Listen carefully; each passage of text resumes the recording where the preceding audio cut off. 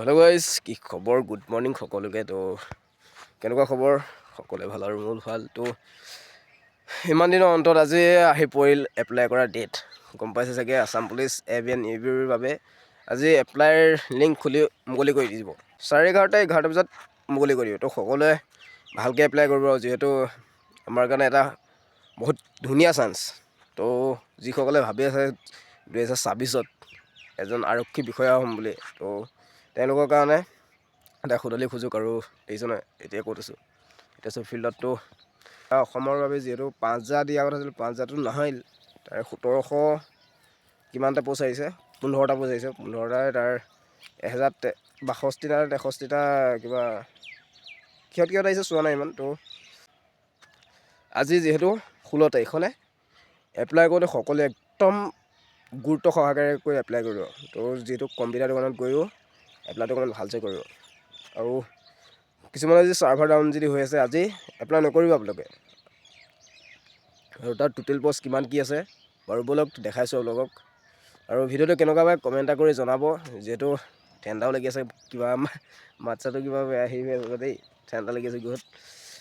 বাৰু ব'লক, ক'ত কিমান পষ্ট আছে, কি কথা, হাইট আৰু চেষ্ট কিমান লাগে, সকলো ডিটেইলছ আপোনালোকক ভিডিঅ'টো সহায়কাৰে জনাবলৈ বিচাৰিছোঁ। ব'লক ভিডিঅ'টো আৰম্ভ কৰি পেলাওঁ। indiapajobrole.com ৱেবছাইটত state level police recruitment board, আৰু ইয়াৰ লাষ্ট ডেট 16/1/2026 আৰু টোটেল ভেকেঞ্চি আছে 1715টা। Post name constable ABN UB, আৰু ইয়াৰ আবেদন অনলাইনৰ মাধ্যমে কৰিব লাগিব। AB আছে 663টা আৰু UB আছে 1052টা।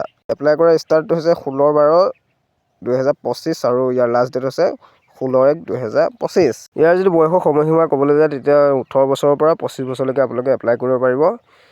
ইয়াত OBCৰ বাবে 3 বছৰ বেছি দিয়া হ'ব, আৰু ST কাৰণে 5 বছৰ বেছি দিয়া হ'ব। SC কাৰণে 5 বছৰ, আৰু PWDৰ বাবে ইয়াৰ এডুকেশ্যন কোৱালিফিকেশ্যন ক'বলৈ গ'লে UBৰ হাই ছেকেণ্ডেৰী পাছ লাগিব, আৰু AB চিম্পুল মেট্ৰিক পাছ হ'লেই হ'ব। ইয়াৰ কোনো ধৰণৰ এপ্লিকেশ্যন ফিজ কাটিবৰ দৰকাৰ নাই। আপোনালোকে অসম পুলিচ ABN UBৰ ইয়াৰ চিলেকশ্যন প্ৰচেছ প্ৰথম হ'ব PST, আৰু ছেকেণ্ডটো হ'ব PET।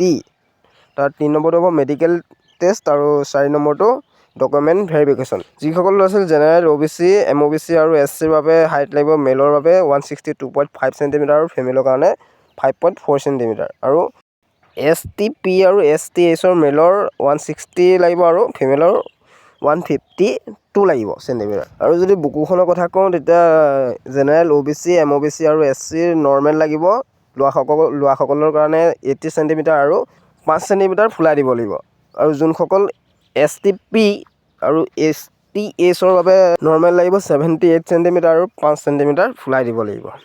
আপোনালোকৰ ইয়াত আহিলে দৌৰৰ কথা, ইয়াত 3200 মিটাৰ দৌৰিব লাগিব 14 মিনিটৰ ভিতৰত ল'ৰাসকল। আৰু ইয়াত চিন আপ মাৰিব লাগিব আপোনালোকে 4টাতকৈ ওপৰত মাৰিব লাগিব, তেতিয়াহে আপোনালোকে কোৱালিফাই বুলি ধৰা যাব, নহ'লেতো ডিছকুৱালিফাই বুলি ধৰা যাব। এতিয়া হ'ল ছোৱালীসকলৰ 1600 মিটাৰ দিয়া থাকিব, তাত 20 মাৰ্ক থাকিব, আৰু মেক্সিমাম আপোনালোকে 8 ফুট ফিট মাৰিব লাগিব, তেতিয়া 20 মাৰ্ক পাব, নহ'লে তাতকৈ তলত মাৰিলে নাপায়। গম পালেই চাগে ল'ৰা হাইট কিমান লাগে আৰু চেষ্ট কিমান লাগে, আৰু ছোৱালী হাইট আৰু চেষ্ট কিমান লাগে গম পালেই চাগে। আৰু লং জাম্পত কিমান মাৰ্ক, ৰানিঙত কিমান মাৰ্ক চাগে সকলোৱে গম পালে। কেনেকুৱা পায় ভিডিঅ'টো কমেণ্ট এটা কৰি জনাব। আৰু নেক্সট আজিলৈ বাই বাই, জয় হিন্দ, জয় জুবিন দা।